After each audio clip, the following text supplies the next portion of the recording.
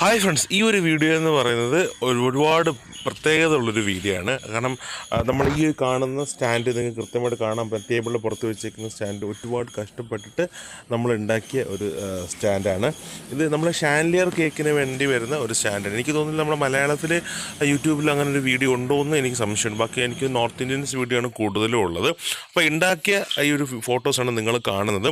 അപ്പോൾ ഞാനിത് ഇവിടെ ഒരുപാട് ട്രൈ ചെയ്ത്, പക്ഷേ ആർക്കും ഉണ്ടാക്കി തരാൻ പറ്റിയില്ല.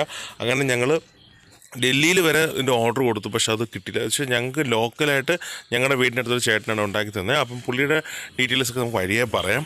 അപ്പം ഈ ഒരു സ്റ്റാൻഡ് ഉണ്ടാക്കി എന്തിനാണെന്ന് വെച്ചാൽ എൻ്റെ കല്യാണത്തിന് വേണ്ടിയിട്ട്, നമ്മുടെ വെഡ്ഡിങ് കേക്കിന് വേണ്ടിയിട്ടാണ് ഈ ഒരു സ്റ്റാൻഡ് ഉണ്ടാക്കിയത്. ഷാൻലിയർ കേക്കാണ് നമ്മളന്ന് ചെയ്തത്.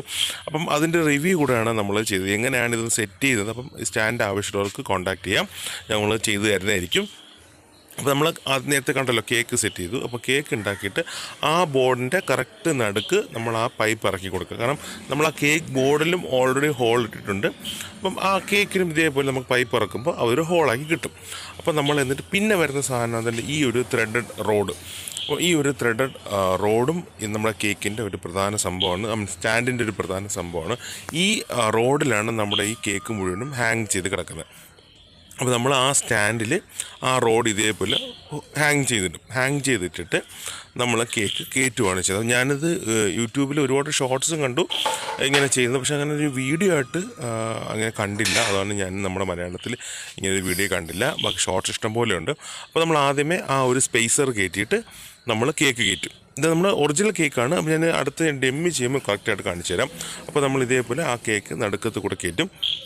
കയറ്റിയ സ്പേസ് ഇട്ടതിന് ശേഷം നമ്മൾ കേക്ക് കയറ്റും. എന്നിട്ട് നമ്മൾ ഈ ഒരു പലക ഈ റൗണ്ടിൽ ഇതിനൊരു സപ്പോർട്ടിങ് ആയിട്ട്, കാരണം അത് ബോർഡിൽ മാത്രം നിൽക്കത്തില്ല. അപ്പോൾ നമ്മൾ അതിൻ്റെ ഒരു പ്ലാറ്റ്ഫോം പോലെ ഇത് ഇട്ട് കൊടുക്കും.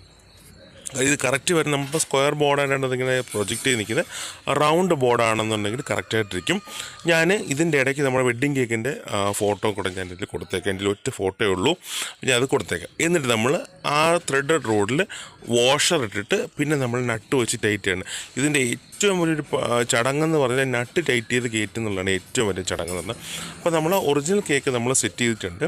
ഇനി ഞാൻ ഇതിൻ്റെ കറക്റ്റ് കാണിച്ചു. ഇതിപ്പോൾ നമ്മുടെ ഡമ്മിയാണ് കേക്കിൻ്റെ. അപ്പോൾ ഡമ്മി എന്ന് പറയുമ്പോൾ നമ്മൾ ഇതേപോലെ കേക്കിൻ്റെ നടുക്കൊരു ഹോൾ ഇടുന്നു, കേക്കാണെന്ന് വിചാരിക്കുക. എന്നിട്ട് നമ്മൾ ആ കേക്കിന് ആദ്യമേ ആ സ്റ്റാൻഡിൽ, നമ്മുടെ സ്റ്റാൻഡിൽ തൂക്കി വയ്ക്കുന്ന ആ റോഡിൻ്റെ നടുക്കൂടെ കയറ്റുന്നു. എന്നിട്ട് അതിൻ്റെ അടിക്ക് നമ്മൾ ഈ ഒരു വുഡൻ പീസ് വെച്ച് കൊടുക്കുന്നു.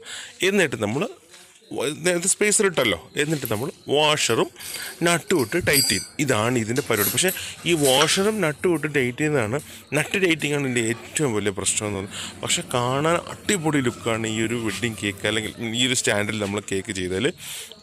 ഇതാണ്ടല്ലോ ഇതേപോലെ നമ്മൾ സ്പേസർ, ഓരോ കേക്കിൻ്റെ ഇടയിലും നമുക്ക് സ്പേസർ ഇടാം.